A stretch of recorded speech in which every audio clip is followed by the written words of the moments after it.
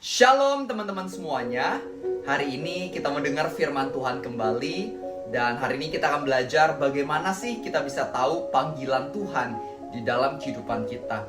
Tapi sebelum kita bahas firman, seperti biasa, mari kita mulai terlebih dahulu dengan ucapan doa. Tuhan Yesus, kami bersyukur untuk semua kasih dan berkat-Mu. Begitu banyak hal yang sudah Engkau berikan. Dan kami percaya juga masih ada begitu banyak hal yang sudah Engkau sediakan di masa depan. Dan maka itu kami ingin berjalan menuju masa depan kami, mengikuti arahan-Mu, mengikuti tuntunan-Mu dan panggilan-Mu. Hari ini kami mau belajar bagaimana kami bisa lebih mengerti kehendak-Mu dalam hidup kami. Maka itu biarlah Engkau yang berbicara, dan biarlah Engkau yang urapi dalam transformasi kehidupan kami. Terima kasih ya Tuhan, di dalam nama Tuhan Yesus kami berdoa. Amin. Nah teman-teman, aku pengen mulai dengan sebuah ayat dari Efesus 2 ayat yang ke-10, di mana dikatakan we are God's masterpiece. Kita ini adalah ciptaan Tuhan, mahakaryanya Tuhan, yang diciptakan oleh Kristus Yesus untuk melakukan pekerjaan baik yang Dia persiapkan sebelumnya, dan Dia ingin agar kita tinggal di dalamnya. Jadi setiap dari kita ini diciptakan dengan sebuah tujuan, dengan sebuah purpose. Ketika Tuhan ciptain kita, Tuhan itu nggak asal-asalan, melainkan udah ada tujuan dari awal. Teman-teman, aku mau kasih sedikit perumpamaan. Kita bisa lihat barang-barang yang ada di sekitar kita. Setiap benda-benda yang ada di sekitar kita itu dibuat ada tujuannya. Contoh, misalnya selimut dibuat buat apa? Buat menghangatkan tubuh kita ya pas lagi tidur. Contoh lain, guling dibuat buat apa? Buat dipeluk. Apalagi yang namanya mungkin mikrofon, untuk mengeraskan suara misalnya. Jadi anggapnya semua benda ini dibuat ada tujuannya. Ketika mikrofon dibuat, si pembuatnya nggak akan kaget. Ya ampun, bisa ngerasin suara. Kaget saya. Nggak mungkin kayak gitu. Karena justru dari awal udah didesain.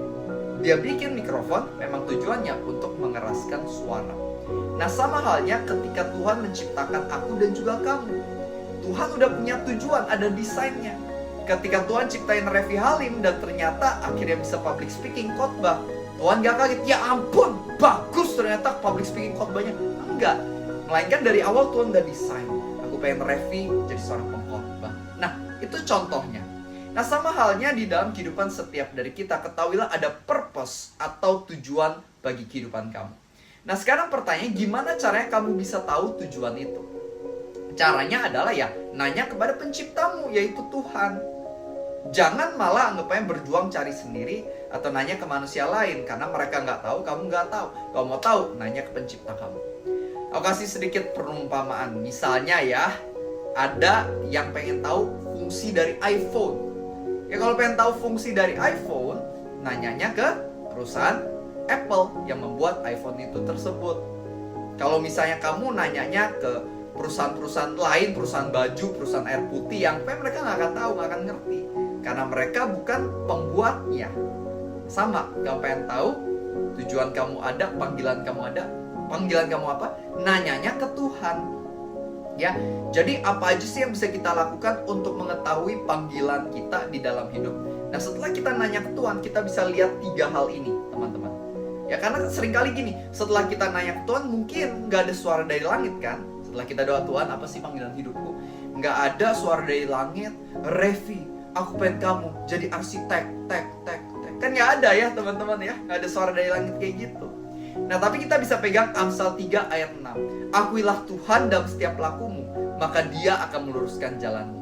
Percayalah kalau kamu udah doa sama Tuhan sehari-hari, nanya tujuan panggilan hidupmu apa, Tuhan akan tuntun kamu. Baik kamu sadari nggak sadari, Tuhan bakal lurusin jalan kamu. Nah setelah kamu doa sungguh-sungguh nanya ke Tuhan, kamu bisa lihat 3 hal ini. Kemauan, kemampuan, dan kesempatan. Yang pertama adalah kemauan, yang merupakan panggilan Tuhan dalam hidupmu. Pasti Tuhan ada taruh di hati kamu.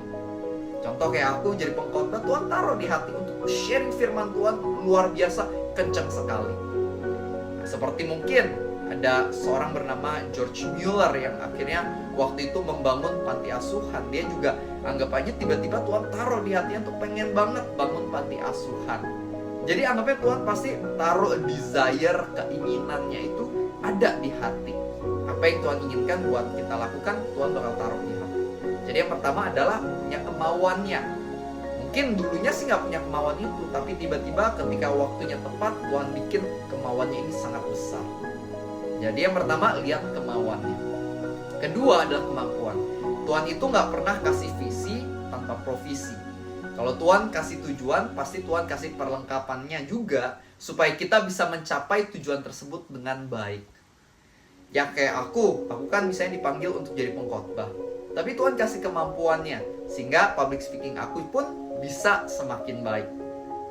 Nah sama, kalau misalnya Tuhan panggil kamu untuk sesuatu, Tuhan juga pasti bakal kasih skillnya yang diperlukan untuk kamu bisa melakukannya dengan baik.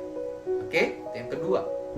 Yang ketiga adalah coba lihat apakah ada kesempatannya. Aku percaya kalau Tuhan panggil kamu di area itu, Tuhan pasti akan buka pintu-pintu kesempatannya. Sama halnya dalam hidupku. Aku ngeliat tiba-tiba ada gereja yang ngundang segala macam dari satu gereja ke gereja lain. Sampai hari ini anggap aja jadi berkhotbah ke banyak sekali gereja. Tuhan yang buka pintu-pintu tersebut. Nah sama, kalau Tuhan panggil kamu di sebuah area, Tuhan juga pasti akan tuntun kamu di area tersebut. Hanya saja ingat, timing Tuhan kadang berbeda sama kita. Kita seringkali berpikirnya, oh semakin cepat itu semakin baik, semakin benar. Ya belum tentu juga. Kadang Tuhan akan buka pintu kesempatannya mungkin slow and steady. Tuhan punya timing yang berbeda sama timing kita. Kita seringkali pengennya instan, yang namanya promosi. Tapi kadang-kadang Tuhan itu tahu apa yang harus dia lakukan, kapan waktu terbaiknya. Ikutin prosesnya. Oke, jadi kita bisa lihat 3 hal ini. Karena kadang-kadang ada aja orang punya kemauannya, tapi kok kayaknya nggak ada kemampuan dan juga nggak ada kesempatannya di bidang tersebut. Nah, mungkin itu bukan panggilan Tuhan. Atau mungkin ada beberapa orang juga yang tiba-tiba dapat kesempatan, tapi kok nggak ada ya kemauannya dan juga kemampuannya nggak ada sama sekali. Nah, mungkin itu juga bukan panggilan Tuhan dalam hidupmu. Jadi kita bisa lihat 3 hal ini. Tapi balik lagi, yang terpenting adalah sebelum lihat 3 hal ini, sehari-hari kita beneran dekat sama Tuhan, beneran doa minta tuntunan Tuhan. Karena semakin kita dekat sama Tuhan, semakin kita juga pasti tahu isi hati Tuhan bagi kehidupan kita. Dan mengetahui panggilan Tuhan itu sangat amat penting. Kenapa? Karena kalau misalnya kita berjalan tanpa arah, atau kita jalan ikutin keinginan, keegoisan diri kita sendiri, ujungnya pasti selalu akan ada kerusakan. Atau kalau misalnya nggak ada kerusakan, paling minimal adalah kita nggak jadi berkat. Kalau kita pengen jadi berkat yang sungguh-sungguh maksimal, dan kita nggak nyakiti orang lain, kita nggak nyakiti diri sendiri, tapi kita bisa punya hidup yang beneran bahagia, fulfilling di dalam hati, dan juga bisa menginspirasi orang-orang sekitar kita, kita perlu mengikuti panggilan Tuhan. Dan Tuhan itu bukan Tuhan yang menyembunyikan panggilan itu, melainkan Tuhan mau memberikannya, menunjukkannya kepada setiap dari kita. Asal kita beneran rindu, mau dituntun oleh Dia di dalam kehidupan kita. Teman-teman, aku udah ikutin panggilan Tuhan dalam hidupku. Aku waktu itu kuliah di Amerika, ambil jurusan sains makanan, nilai bagus, kelihatannya bakal bisa berhasil kalau kerja di bidang food science di Amerika, gajinya gede biasa di sana. Tapi Tuhan yang panggil aku sungguh-sungguh untuk jadi pengkhotbah.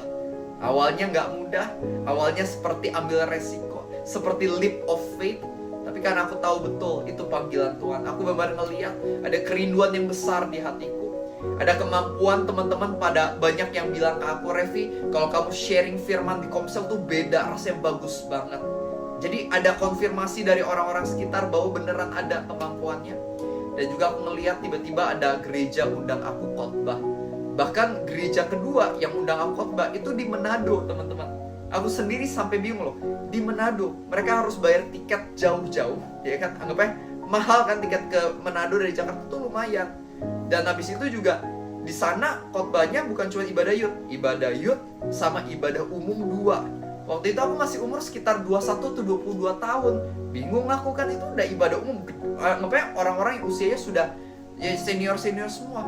Dan tahu nggak, mereka cerita, mereka itu pertama kali undang pembicara dari Jakarta itu saya. Jadi, kok undangnya saya dari Jakarta? Banyak pendeta yang lebih top dari Jakarta. Saya anggapannya baru mau mulai pelayanan, khotbah kedua loh dalam hidup saya gitu. Tapi diundang ke mereka. Saya nanya, kenapa undang saya, Bu? Dia cuma senyum ketawa, dia bilang adalah yang kasih tahu gitu. Saya juga nggak tahu sampai sekarang. Saya nggak tahu apakah ada orang yang suruh mereka undang saya, atau mungkin Roh Kudus ya entah gimana taruh di hati untuk undang saya. I don't know juga ya. Tapi di sana saya melihat pasti nggak kebetulan. Pasti itu adalah salah satu cara Tuhan mau nunjukin kepada aku bahwa sungguh aku memanggil kamu. Makanya jangan takut pulang ke Indonesia, jangan takut mulai pelayanan, jangan takut mulai khotbah dengan sungguh-sungguh. Dan itu adalah experience-ku, pengalamanku sama Tuhan. Dan percaya kamu juga akan punya pengalaman sama Tuhan ketika kamu ikutin pimpinan Dia dalam hidupmu. Teman-teman, izinin aku buat berdoa bagi kalian semua. Aku juga rindu kamu tahu panggilanmu dan mengikuti panggilanmu dengan luar biasa. Mari kita berdoa. Tuhan Yesus, aku mau berdoa bagi temanku. Mungkin saat ini ada berapa di antara mereka yang belum tahu apa panggilan Tuhan dalam hidupnya. Biarlah Tuhan yang buka hati pikirannya terhadap kehendak dan rencanamu. Sehingga mulai hari ini mereka bisa berjalan mengikuti panggilan hidup yang berasal daripada Tuhan. Dan biarlah Engkau yang berikan kuasa, kemampuan, urapan, karunia. Sehingga mereka bisa melakukan panggilan itu dengan baik. Sehingga mereka bukan jadi orang yang biasa-biasa, mereka jadi luar biasa di bidang mereka. Mereka bisa menjadi blessing dan inspirasi bagi orang-orang sekitar. Dan ketika mereka melihat apa yang mereka lakukan dalam hidup mereka, orang-orang bisa melihat kehadiran-Mu dan kasih-Mu. Berkati mereka ya Tuhan. Aku percaya apapun kegagalan mereka di masa lalu, itu gak menghalangi hidup mereka. Biarlah mulai hari ini Kau yang bangkitkan semangat mereka kembali. Berikan awal yang baru, supaya mereka pun bisa dipakai Tuhan luar biasa mulai hari ini sampai akhir hidup mereka. Terima kasih Tuhan, kami percaya janji-Mu dan juga panggilan-Mu yang kudus. Di dalam nama Tuhan Yesus, semua yang percaya kita sama-sama katakan amin. Teman-teman, aku juga pengen ajak kita semua untuk ikut renungan setiap hari. Setiap pagi jam 6 aku akan upload video baru. Jangan lupa ikut. Bebas mau nonton pagi, siang, malam boleh. Tapi dengar renungan setiap hari, aku percaya itu akan menguatkan iman kamu. Dan kalau kamu diberkati, jangan lupa share, like, subscribe. Tolong bantu juga support channel ini supaya lebih banyak orang bisa dengar firman lewat channel ini. Thank you so much buat subscribe-nya. Dan sampai jumpa di kesempatan lainnya. God bless you all.